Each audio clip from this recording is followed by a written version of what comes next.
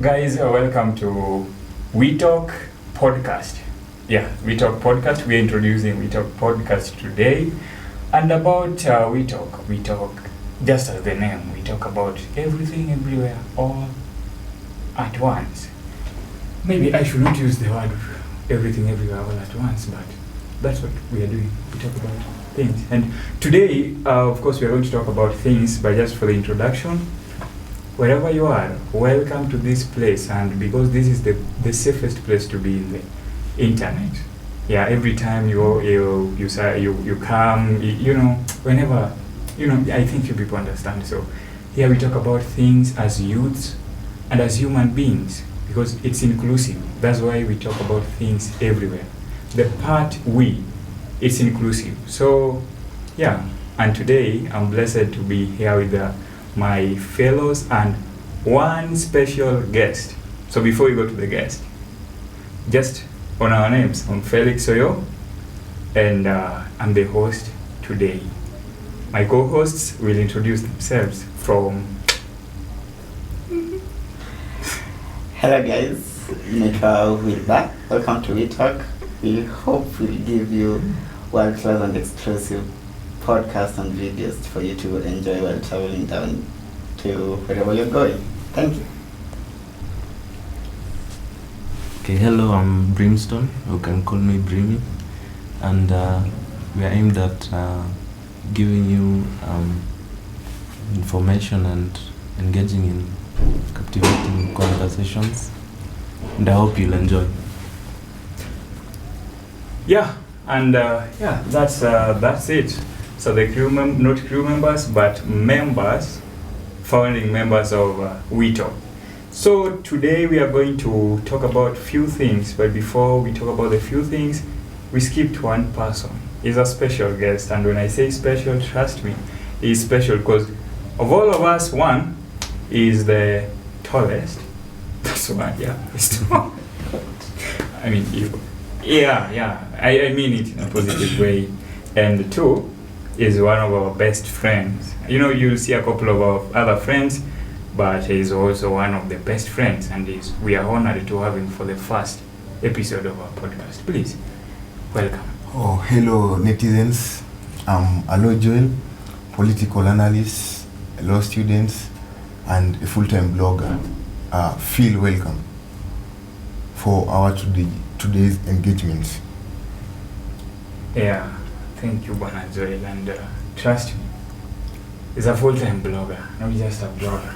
He analyzes, and I think when we are rolling on, you'll get to know him better, especially in terms of intellectual protraction and other things. Bwana Lo, karibu sana. Asante. Yes, so that is that. And now, what are we going to talk about today? Today we'd like to talk about the state of our nation as Kenya. We've seen things going on in and around politics, religion, and economy, and even health. So today, because we have a myriad of things to talk about, we're just going to choose three. And these three are things that affect you, affect me, and all other persons in the world, if not just in Kenya. So, being that today is 12th, we've been seeing a fiasco in our political arena where there is no doubt we have changes in the structure, I may say so, for lack of a better term. But now, what are the views of the people concerning these things that we are seeing? And even more, how do they affect us? Or is it that we are just people, we're just pawns in a game of other people? Are we just people involved in something that we ourselves do not really understand? So to our first discussion, my friends, how do we understand the impeachment of our deputy president? It's the first time Kenya is trying to impeach our deputy president, isn't it? Yeah, I think with the promulgation of the 2010 constitution, it's the first time, and it's going to grow the Kenyan jurisprudence in terms of the impeachments. There have been impeachments of the deputy governors and the county governors, but this is the first time the impeachment motion of the deputy president has been tabled in the National Assembly, and by 17th this month it will be tabled again at the Senate. Yeah, I think it's going to grow the Kenyan jurisprudence. Okay. But let me ask this question, because coming here, I only knew that our deputy president is being impeached, which I believe many people watching us also, they just know that Gachagua is being impeached. Yeah. But we don't really myself, for one, I don't really understand why he's being impeached. You know, I read the 11 clauses, but I don't really see how these things really affect me. Like, seriously, why? If it's because of I don't really understand. Maybe you people can help me understand why I'm impeaching this man. I think they do affect you. Yeah, like okay, kulipanga na hii meme saying that kufa dereva kufa makanga, which Kuna mechanic, yeah. Yeah, kufa dereva kufa and a mechanic, yeah, something like that. Yeah, which it was not a bad idea, being that they are the leaders of the country, right? Kama wanaenda wanafaa kwenda wote tuchukue na new leaders wenye wataweza kutusaidia, si ndio? So let's take Babu Owino alisema that he can't participate in this because there's more important things to deal with, right? But these are the leaders of the country. They're not just people. Si watu tu tulichukua dogo katikati nasema ati wacha to impeach Gachagua, wacha to impeach Ruto, that it won't affect the country. It will. You see, tukiweza kufika mahali penye we want to impeach him, inamaanisha that we are not satisfied with his leadership. Impeachment to me is just a mid-term way of saying that we are like re-electing our leaders, like being that in this case we're talking about the deputy, right? Because well, when you elect new leaders, it means that you unemployed the former leaders. Impeachment is a forceful unemployment. See, something like that when you are in the mid of the term. So what's the reason of electing new leaders to see a new and better governance? So what's the reason of impeaching the deputy president? Should I call him the former? No. It's the deputy president, because we are not satisfied with his way of deputizing the president, and we want to see a new, better deputy president who will be able to take his place and probably have better qualities for a deputy president. Okay, but do you people believe it's really going to be better? Okay. Okay, first and foremost, let me say that there's something called the rule of the law. And the law is a command of the sovereign backed up with the sanction. So like we have the supreme law, that's the constitution. And the constitution against its provisions for the grounds of impeachment, that's Article 150, impeachment of the deputy president. So with the deputy presidents, the grounds for impeachments are like gross violation of the provisions of the constitution, the gross misconducts, and again, if there's a belief that he has committed a crime under the international or national law. So I'll just delve on the constitutional grounds. Like the main thing of the ouster of Gachagua, the impeachment of His Excellency, the deputy president, regarding Gachagua, I can say is that it's the excessive tribalism that is portraying, and lack of the national outlook. For instance, Article 10 talks of the principles and values of governance.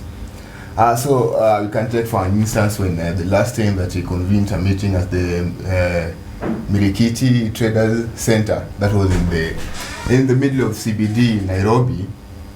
Like the Mirikiti Trading Center, it's composes of different tribes, like the Kikuyu, the Kisii selling bananas, the Kamba, even those are there.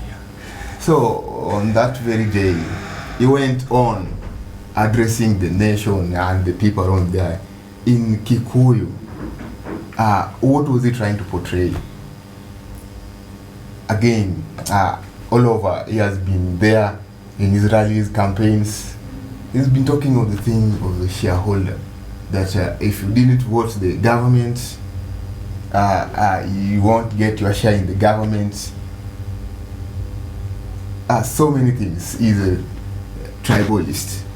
So that's it gets the legal threshold for his ouster. I can say that one. Again, the other one is the KEMSA scandals.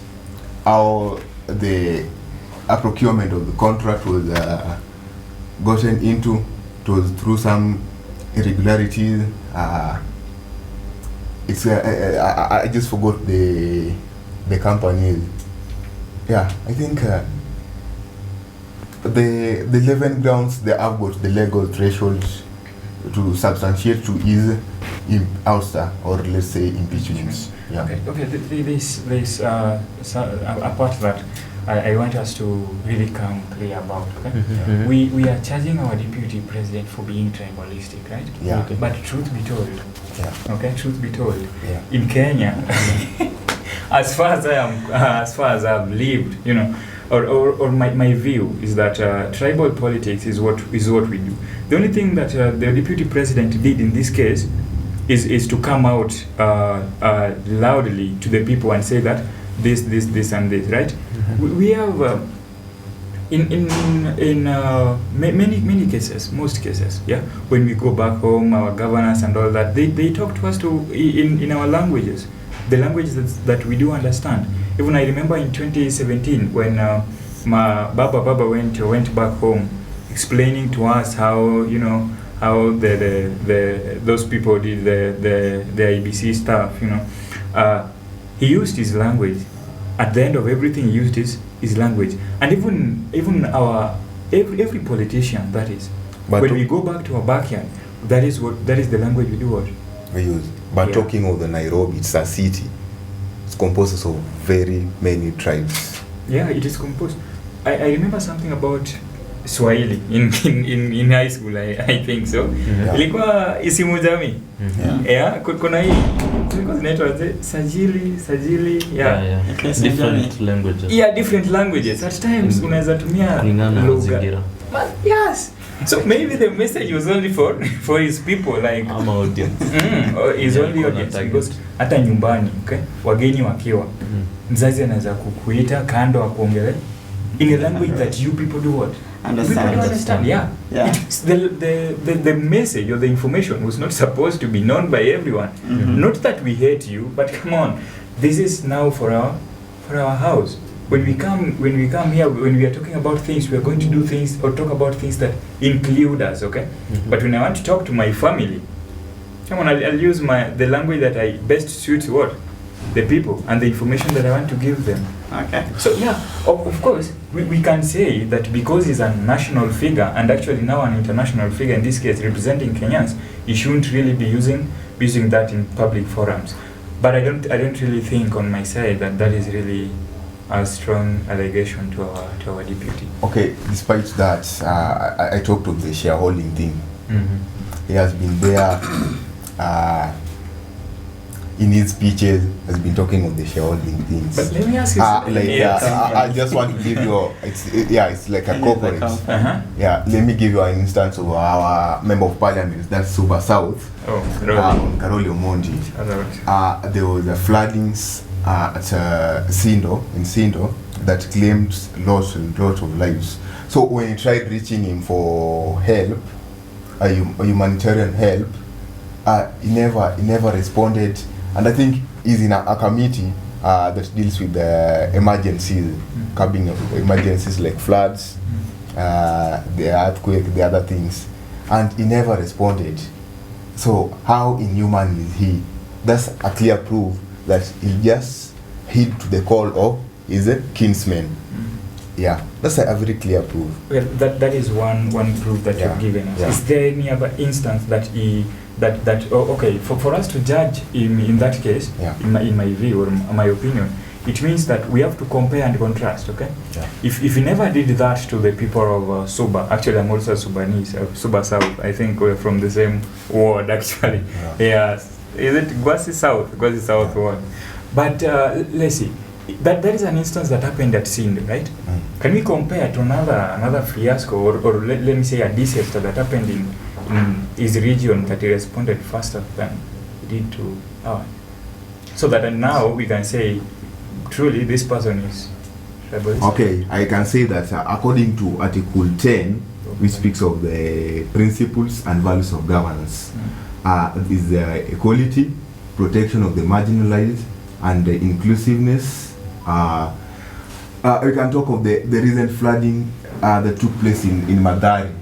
And Madari, it's inhabited by the most of the people living there, the Kikuyu. You can compare the rate with which he responded. Can you just remember how things went on there?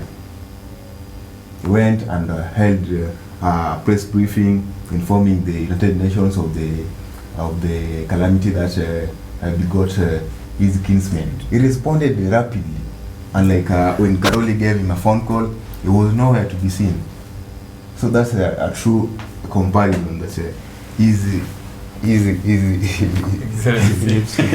He's a tribalist. Like ukiangalia in the latest National Assembly Parliament meeting, there was a number of MPs who argued that they contacted the Vice President when they had a calamity, let's say in their area of action, let's say their jurisdiction.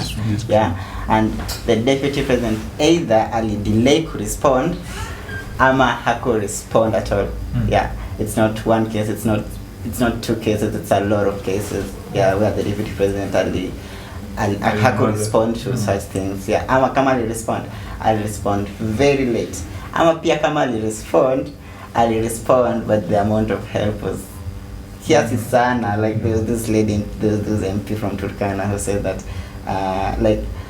they had a calamity, I think it was floods or something, and then the Deputy President only offered she said something about a couple of millions, and the Member of Parliament said that amount couldn't even cover anything in the calamity they were going through. See, and you see, this is Turkana. We've got a case in Sindh, we've got a number of cases cutting across Kenya, as long as it's not within Murima. You are not safe. As long as uko kwa Murima, we are uko safe kama he's the Deputy President. And nadhani hata tunaenda mbali sana in the concept of ethnicity. Okay, I understand. Yeah. Just listening to his speeches alone, imetosha kuambia this guy is one hell of a tribalist in Kenya. Yeah, kufa makanga. But me nice accept. See, I don't agree that much na concept ya kufa makanga, kufa dereva. I also don't. There are also these people he works with, there's a guy he had beef with, Kimani Chungo. He's also another tribalist. And how he's been going to crowds to address people. Yeah, he also needs to be impeached or roasted. No. Okay, my point actually. I was wondering why kufa makanga, kufa dereva, why not also impeaching the president? See, the concept inamaanisha the president pia co-impeached. No one anasema kufa dereva. We just based on, you just looked at it on one side, you were just one-sided. I get what you're trying to say. I have to see that, Yeah, people are more insistent on killing the makanga and then tunachana dereva. Ukiangalia hizi charges, these charges inapply kwa every politician. Ukiangalia corruption, huwezi kasema siku hizi tunachukua tu it's a common term in let's say a political setup, lazima kuko na corruption. Ukiangalia hiyo kitu kama mnaongea about lugha na mazingira, sajili. Yeah. Kuna tu a way that corruption iko tu it's part of that, it's part of the sajili ya politics. Yeah. Now so that can't be a reason ya kutoa desha. Kuna mtu aliiba mingi sana, so imebidi sasa ikaonekana sana. But it needs to start from the leader.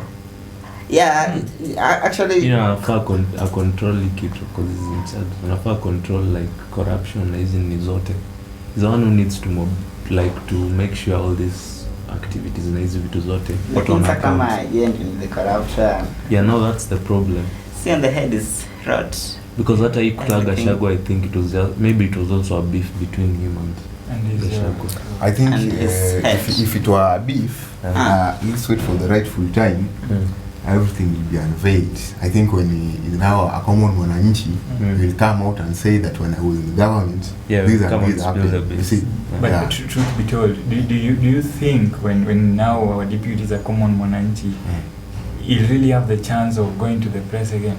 Like we know we are in Kenya and we just have to there are several ways of expressing himself. He can just give a tweet. Yeah, a tweet pale Twitter overnight. And by the way, I've been seeing a lot of retweets. I've seen some tweets za Gachagua, especially in the recent times. Nakumbuka after the parliament ili pass the impeachment then kuna alienda, was it first Corinthians Thessalonians? He quoted scriptures. He quoted scriptures hapo. And Corinthians hapo. Thessalonians like the it's I think it's something to do with what was he trying to say? So that's we should place is fate upon the hands of the Most High. Saina kumbuka. Yeah, and so something like that. I think we should preserve that for the last topic of discussion of politics and by the way we should do scripture. That. You see, my understanding of this impeachment, you can a couple of theories. It's either a collateral or for bigger thing that's happening in the government, ama yani let's say semeaje msinimsi anauliwa tu because of nini haelewani na what's na the current leaders in government. Kiangalia in Kenya, the leaders in government, it's not just the president. As it's not like the president, he is constitutionally the head, but Kenya politics of Kenya, the president is not the head that much. Na pia nadhani it's something about nini, nadhani ni what's the term, ni tu hizi mvutano tu za ndogo ndogo ili waweze ku create drama or to divert from what's currently going on in Kenya. Alafu later utashtukia tu either the Senate ijaona like ijapata enough reasons za kumimpeach ama the judiciary ijapata enough reasons za kumimpeach satabaki. So it's either a drama seeking thing ama tu ni collateral of a higher thing that's happening in Kenya right now. Because Kiangalia, why do they need this drama? They need to deviate our attention from what's currently going on in Kenya. And what's currently going on in Kenya, there's a lot of things. Look at SHIF and other stuff. Look at Adani deal. There was a pending discussion. Look at HELB and other things. There was something pending about extending the presidential term. I don't know where. There was something about it. It was a discussion in the parliament about extending the term to 7 years. And you know it. You can talk about. You can explain it to us in case you really know anything about. You could extend your union. Okay, that was a bill that is supposed to be brought in by the member of parliament. It's called. I just forgot the name. About this Kalenjin guy. Not yet. He's the Kalenjin guy. He's from Rift Valley. So you see, people are also tribalistic. So. I've said that it's from Rift Valley. But that's what is happening now. The racism is to United States, tribalism is to Kenya. Even when Raila conjoined with Ruto, that was tribalistic because the laws came and said tuko kwa serikali and all these things started changing. We started seeing a different side. Sidhani Kungarako was tribalistic, but being that we are Kenyans, we saw that as a tribal opportunity. So Luos walisema ati sasa tuko kwa serikali, and then most of the Luos waliweza kujikata from the thing that was going on, the protest that was going on, because at that time walidhani they are satisfied because in quote the Luos were in government. Yes, that's not tribalistic. The like Raila Kungana Ruto, to me that was not tribalistic. But Kenyans wali a tribal opportunity. Wanasema like tribalism si kitu tutachuja Kenya. No, ni kitu ni trans in our veins. It's in us. Actually, it's what defines it gives us. It defines our government and our democracy. So tukisema Gen Z itamaliza itachukua time. Because unajua kuna Gen Alpha pia inakam. Yeah. I think Gen the third generation Z can try to do that, but I think itakuwa to something like, you know, in the shadows lacking hapo nyuma, na sidhani kitu tutaweza kuchuja tu like ati sasa ni Gen Z tumeamua tu tuchuje tribalism like truth be told. Wakati Tyler alijoin Ruto, pia kuna number of Gen Zs walisema wao already in government, so wamejikata from nini and that's not a lie. I have a couple of friends who post for WhatsApp whatever Baba says. Yes, only wala Joel did that. Psycho. Little psycho fun. I wasn't a part to that. Saying that I think that it was a matter of tribalism, something like that. I think the 4 years, only 2 who from Luo, the one from Western, the other one from Coast. It was a matter of diversity, regional balance. And if I think Raila was a tribalist when he was brought to negotiation table, he could have brought all of them from Luo. You see, I think there are no aspects of tribalism in that. Actually, because if you could check the previous cabinet, there was only 1 Luo against 10 Kikuyu in the cabinet. And now they're around 3 Luos. 3 Luos. The cabinet in a whole. How many cabinets? Or treasury. We have got the president, vice president. We have got there are around 22. We have got 22 cabinets. 22 official cabinet positions. Yeah, then they got the secretary of the cabinet. The secretary of the cabinet, and the deputy, plus the president. Yeah, and there before they were around 10 from Kikuyu, including the deputy. Oh, because honestly, I think we've talked much about the impeachment. Let's wait for 17th so that we understand whether it was just a decoy. It will get to the upper house, that's the Senate, the house of reasoning, and I think... Do they really reason? Yeah, they really reason. The likes of Inasifuna, the likes of Moses Kajwang. Yeah. TJ. Is Moses. Yeah, kuna TJ. TJ is a member of parliament. Yeah, TJ is a member of parliament. Kumwona na ile scandal yake ya public participation. He's an MC. It was not a scandal, but he's an MC. He's a MP member. Yeah, he's a member of parliament. Yeah. Baraka constituency. Or the one mwenye alisema unaniita mimi mijinga. Something like that. So, okay. Enough with our deputy. Now it's fair to believe it to the gamers. The die was really cast and he's going home. Just right. For sure. The die was for sure. He's good. Okay, just start. But he's coming also after impeachment. He'll just be like of Mike Sonko. Yeah, pia nilisikia like ukiwa impeached according to Kenya constitution, he can't hold any elective position or appointed position tena in any elective or appointed position. He can't be appointed. Yeah. Na pia I heard something about him not being able to get his like post leadership allowances some students like sonanga like na a former president he might just receive the pensions, but the house allowance, the security allowance, ya kumaanisha akichujwa na lose everything, almost everything.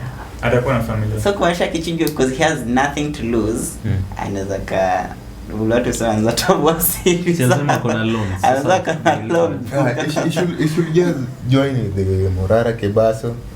Na tuwasikizie watasema nini. Because I've seen a tweet about Morara saying that he wants to merge with they should just merge. They will see that you should not see a man falling at his lowest. You need to you don't speak a man at his lowest, something like that. So ni kama wanataka kumerge. By the Morara Kebaso, guys, let's talk about Morara Kebaso.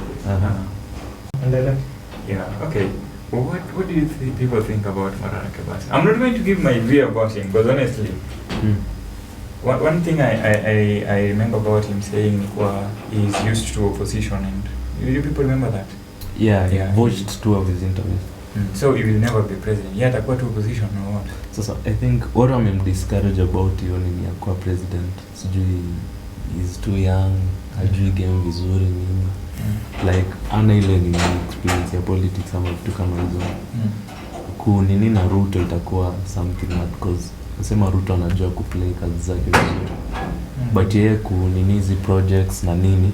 So someone, I think an analyst that was telling that he has to expect the kind of violence that happened to him in Bomas.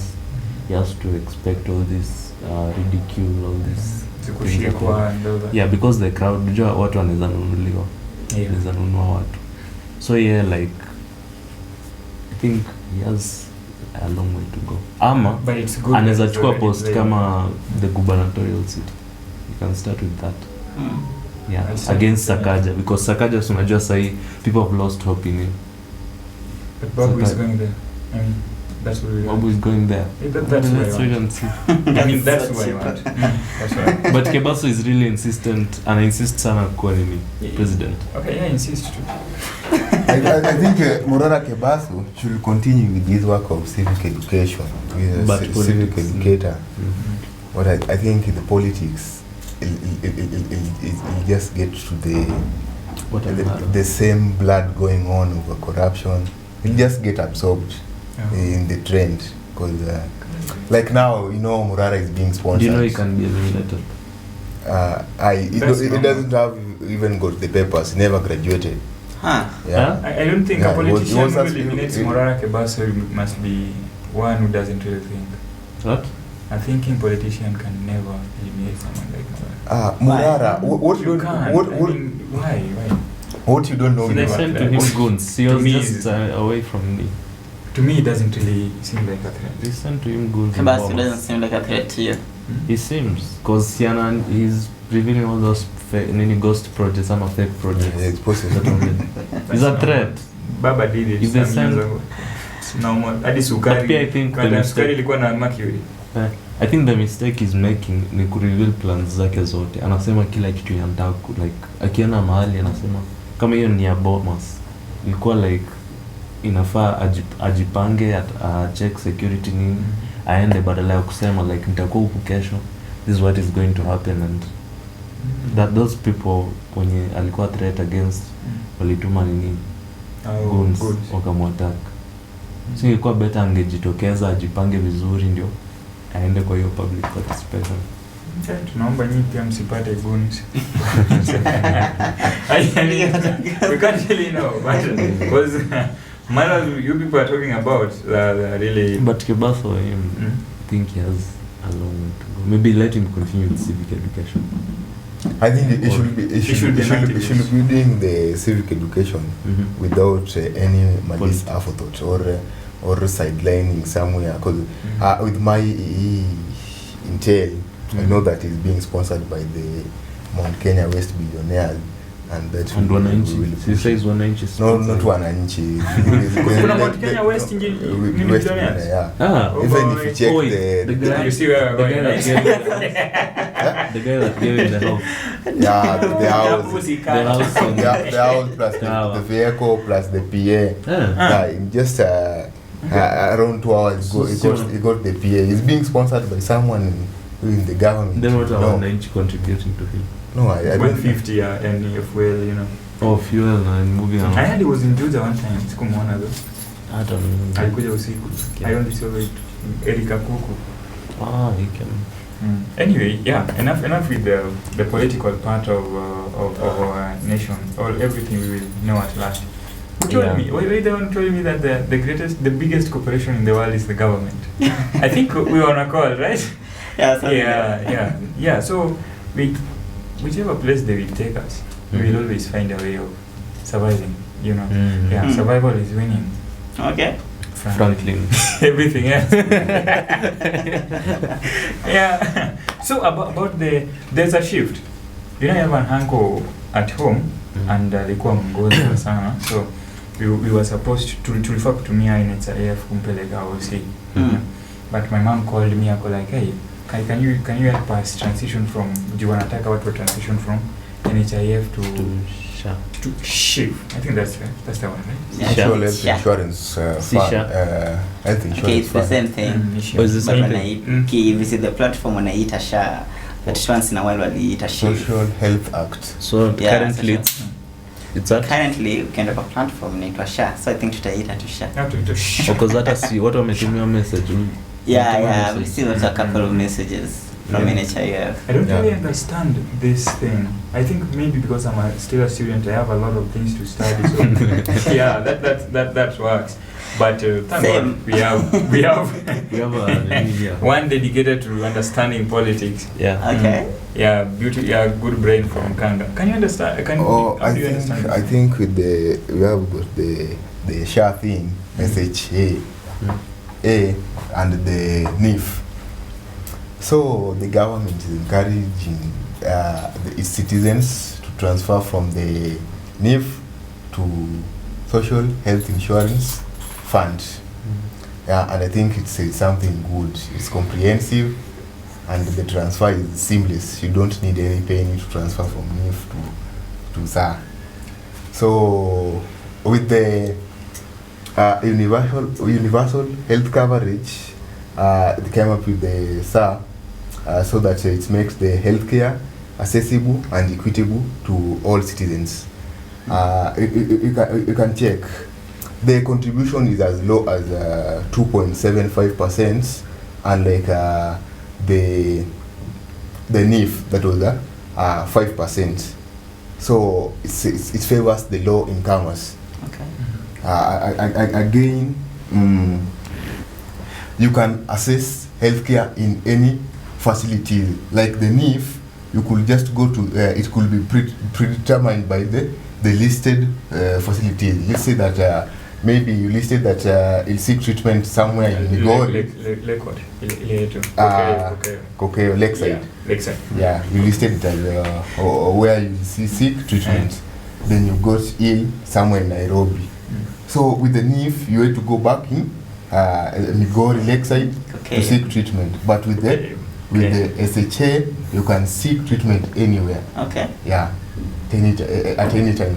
Again with the SHA, you can use the SHA wallet to purchase drugs in the chemist. Unlike NIF, you could purchase drugs with your own money, cash, from the pharmacy. Lastly, with the SHA, like NIF, it was only covering the curative ailments. The SHA is covering the rehabilitative, preventive, plus chronological and emergency treatments. Yeah, so it's a bit comprehensive as compared to the other one.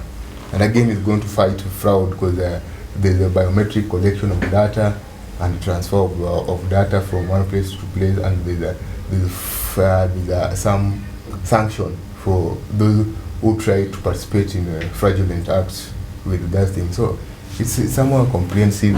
Okay, let me. And can be accounted for. Yeah, we can account for it, and I think everything you said, like I can say yeah, and that they are so good. Okay? Yeah. They are selling it so fine to us. We are going to fight fraudulence and corruption, right? Yeah. But at what level? Because the only corruption we are going to fight with transitioning from NHIF to SHA is that which happens at maybe hizi hospitali, mtu ametumia kadi ya mwingine ameenda naye and all that. But where do we really fight corruption as a nation? Where should we really be fighting corruption? Joe, this is like you're pulling all we've pulled everything together, right? Yeah, we've centralized where the money is channeled, right? The government has centralized everything, so that to one point it gives them a better audition, or let me say they can easily monitor the transactions in an hospital, right? But when this money is accumulated to millions and billions of cash, that's where we always lose the money as a nation. Yeah, we don't really lose it at 500. Okay, mtu atasema hababa ujeza kibaba huyu ameiba 500 huku, yes. But when a person steals like 1.2, okay, let me use 3.6 billion Kenyan shillings, a government official, one person stealing that, okay? That is always what we've been fighting. Because our corruption is always at the top. We can remember, as far as we can remember, maybe the Eurobonds, Any other thing that you can remember about loans and all that? Is it where do they happen? And the other day we had our deputy governor, the deputy president anasema, hey, watu waliiba, was it 24 billion? Hapo police wing, hapo nini? Yeah, hadi atasema, I think he's using the Jacob's Juma. Yeah, Jacob's tactic of doing ini. So, how best are we going to fight corruption as a nation? Because this gives money to one person. Okay, I can say that with the SHA, it's mandatory to all. Whether you are a working class or not working, you must register for it. And like NIF, it was only for the working class. The deduction was being done to the formal employees. Okay. So with the accumulation of the funds at one place, you just know you can assess treatment from a private or a public hospital. Hospital A is public, hospital B is private.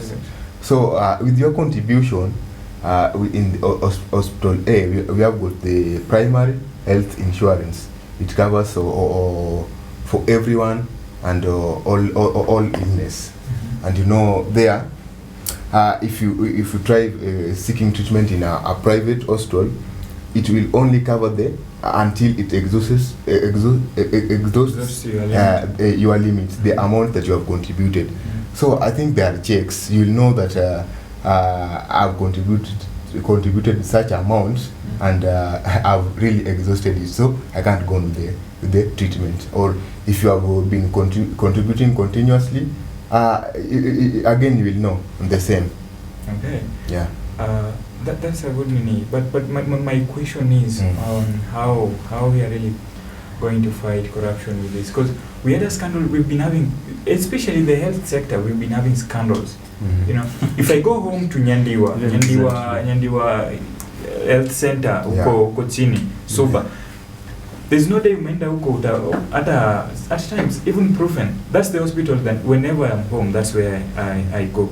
Even Profen unaambiwa wendo nono because you find that maybe it is the distribution. Easy drugs when the pharmaceuticals zime distribute easy drugs to our hospitals.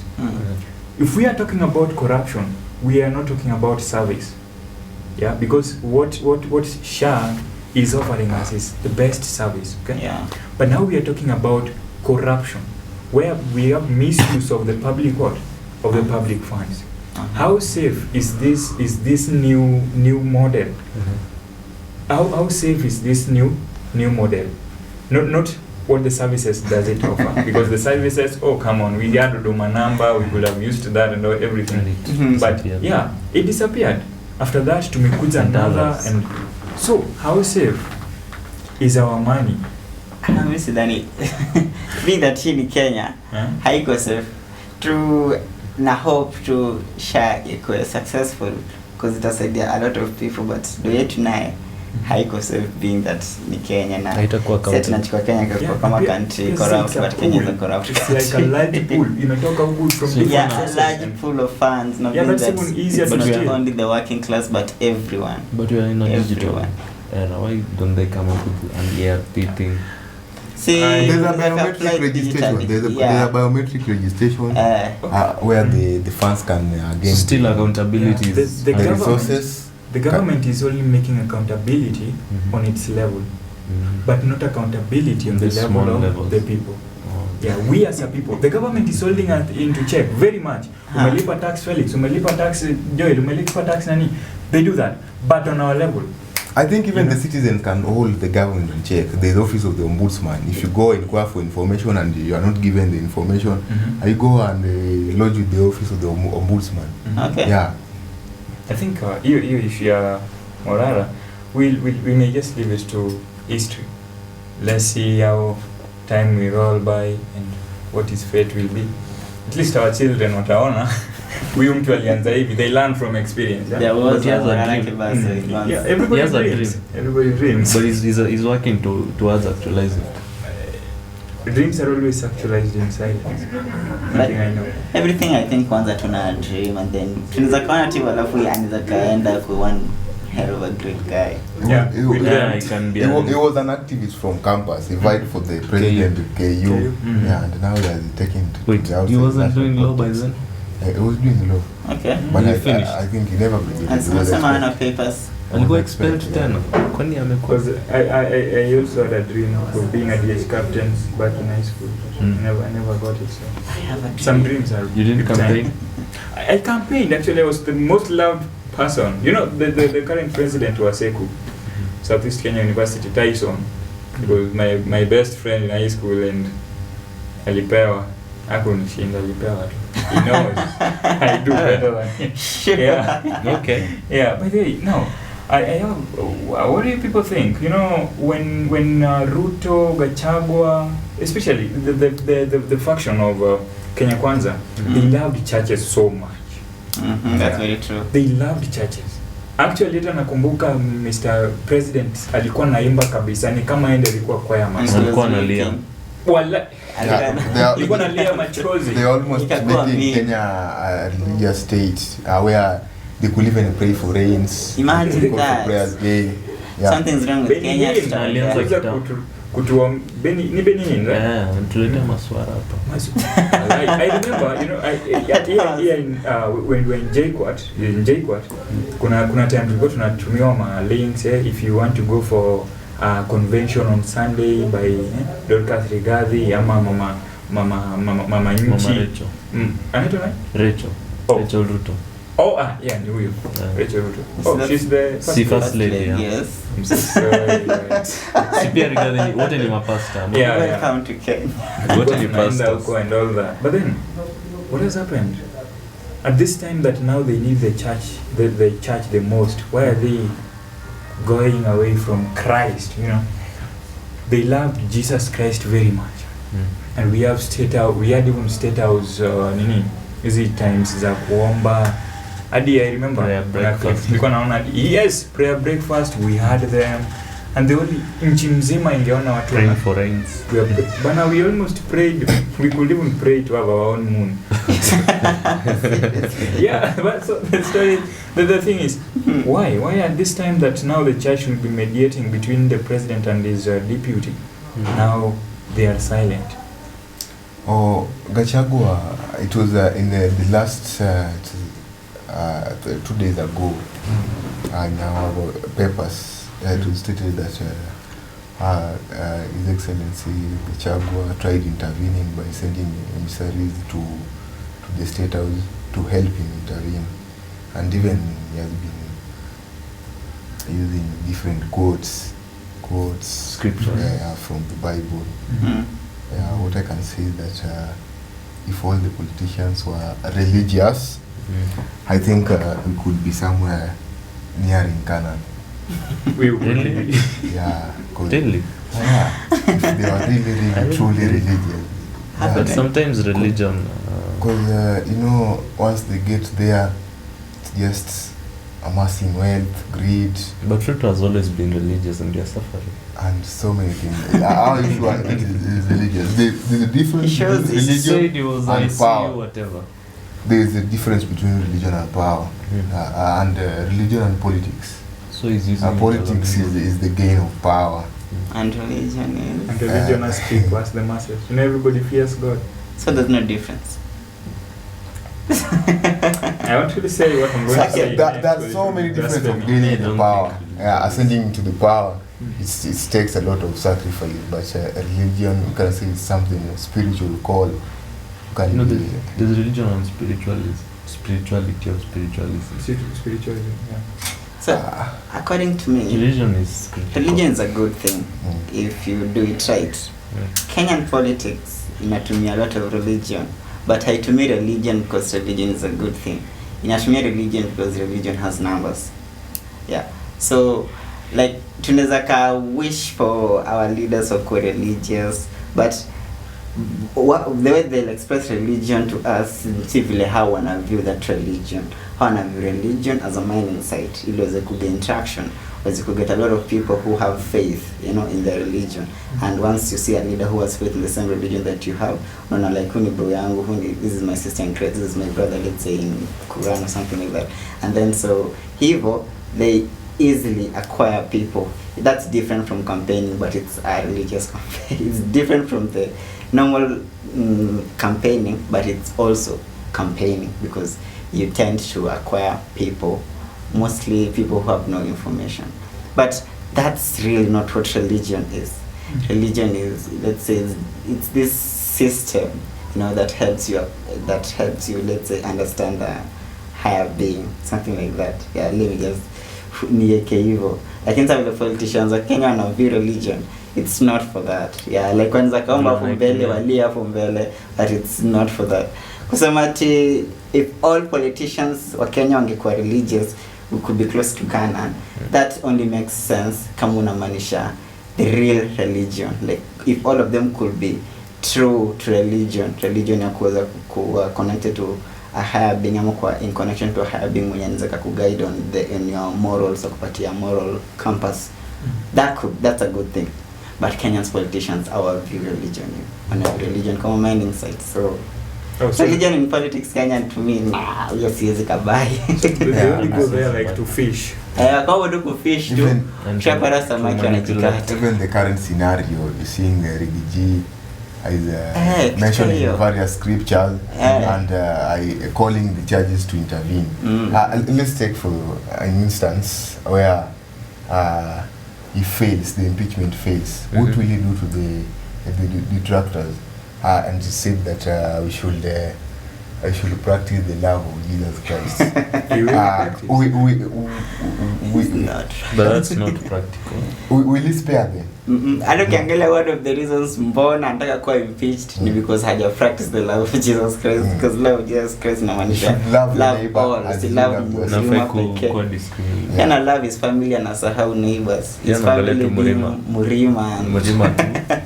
Na kiangalia di asa Murima pia wengine wako against him because yes ana support Murima, but even within Murima ana support his family. Yeah, these people, they don't buy the values of religion, they just want religion ili weze kuacquire something with these people. So it's like if you want to really know what hypocrisy means, when we just come to Kenya. Yeah. Like we don't go to Oxford Dictionary or they're trying to use it as a pacifying thing. Because I got a lecture in like a bridge and to meet to justify an end that they are fighting for. Because honestly, I'm not really religious per se, but I read somewhere, I think the book is, I won't say the book, but it said that national apostasy, when it comes, when sin or immorality or whatever, that transgression of the law of God has been justified to the highest level in a nation. When corruption and all its forms, all forms of evil have been carried out with the highest people in the land, that is the heads of state, then the only thing we can be assured of as a nation is a national ruin. Okay, to quote it, it says that national apostasy leads to a national ruin. And the same thing, we need also to understand that whenever religion and politics merge together, the only thing that follows is always a what? A persecution. Yeah, when the Sanhedrin and the other Pharisees and the scribes came together with the Roman government, what did we see? Persecution, and even the crucifixion of Jesus Christ. Okay. When Emperor Nero Nero existed in the 4th century, or no, I think 1st century, when he was a Catholic, yes, a Roman Catholic. As well, he was a leader. And what did we see? Assassination, not just assassination, but martyrdom that followed. So I think we should be talking to our religious leaders. They should not only be accepting these politicians at the times that they are campaigning. These people should also be coming to church as what? As congregants. And we've given these people too much power that we don't even see the need of Christ. Like politician akifika church, huyo ndio mtu tunaona, but they don't even have the humility of Christ. Yeah. Yeah, if the Bible says that, as a Christian, you are an epistle. Yeah, you are letters read by people. So if you call yourself as a Christian, everything, even my youngest brother Balala should be looking at you and saying that I want to be like Mbadi, I want to be like Felix, I want to be like so and so. Why? Because by looking at you, I see Jesus. When I look at you, I see the character or the characteristic of who? Of Jesus Christ. But these people they use religion, just as you people have said, as a stepping stone to reach their what? To reach that point. Yeah, But and they collaborate with all those, with the pastors. They go, they give them some money, claiming that that money is for developing projects in the church and it's for their self-gain. So we've that's seen still that corruption. thousands and thousands of times. Wanangojanga wafike hapo ili wapatie hiyo bag. Chase bag. Even the pastors wanna chase bag. Or remember huyu pastor alikuwa mama Western. Ali win bet sijui mamita ngapi jamaa. So I think motive is very very important, and if we look upon Jesus as the author and finisher of our faith, But religion is, I think it's something critical. Yeah, we can't really exhaust religion. My principal, Mr. Ojizo, Kennedy Ojizo, one time he said, religion is like opium. And religion is also political in its way. Religion and political. Marxism, yeah, we can. From that point, we can also reason as political. Yeah, everywhere. Actually, every nation with a presidential democracy. Because there are also fights among religious leaders. There are also these arguments. I think then it's spiritual fights. No. There's nothing spiritual about something physical. If God is a God of order, why are we? We're physical, but we are equally spiritual. No. Religion. There's this verse, I love it so much. I think it's John chapter 4 verses 23. Ukienda huko chini, it says that God is spirit, and those who serve God must serve him in spirit and truth. And the same is, I think, 1 Corinthians chapter 1 verses 14. It says that spiritual things are spiritually discerned. Yeah. And Romans always says that the carnal mind will not understand the spiritual things because to him they are foolishness. Right? So, okay, we may just close that. Between religion and politics, this is one of the things that is going to eat our world. It's going to kill Kenya. So we will drop religion and focus on what is... let's just be politicians. But we do a healthy... Of course, politics has a lot of things, but we need, the politicians need to achieve what they set aside. Yeah. Or their goals that they need to deliver to the people, the services they need to deliver to the people. Yeah, and I think these people want me to chase us and answer people. I remember when the former president, the third president of Kenya, Mr. Kibaki died. Honorable Kibaki, right? Yeah. The third president. The third, Sabina Chege. She quoted something I really love. Yeah. I think it's from a book called Education. That the greatest want of the world is the want of men. Men who can neither be bought nor sold. Men who stand with the truth, though the heavens fall. But see, what type of leaders are they? One who doesn't even think that my mom is on... Okay, I won't talk about that. You'll cut that. Yeah, wanaleta laws about farming and all that na zinamaliza the common mwananchi. So, okay, that was enough for today, unless you people can give a final remarks. My final remarks. I hate the word welcome to my YouTube channel, but anyway, it's YouTube. So, yeah. See you next time, guys. Okay, my final words, just a wisdom. A thief. I think. Takat. Yeah,